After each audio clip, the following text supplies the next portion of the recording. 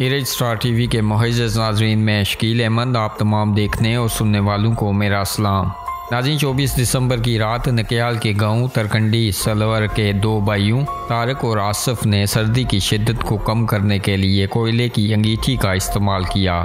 ताहम कोयला गैस की वजह से दोनों भाई बेहोश हो गए और अहले खाना ने इन्हें तहसील हेडक्वार्टर अस्पताल नकियाल पहुंचाया। इन्हें अस्पताल में फौरी तिब्बी इमदाद दी गई और बाद में इन्हें कोटली अस्पताल रेफर कर दिया गया, जहां इनकी हालत बेहतर बताई जाती है। नाज़रीन, ये वाक़या कोयला और दीगर ईंधन को गर्म करने के लिए ख़ास तौर पर बंद जगहों पर इस्तेमाल करने के खतरात की याददानी का काम करता है। कार्बन मोनोऑक्साइड एक बेरंग बू के बगैर गैस जो ईंधन जलाने से पैदा होती है, बंद जगहों पर बन सकती है और सेहत के संगीन मसाइल या मौत का सबब बन सकती है।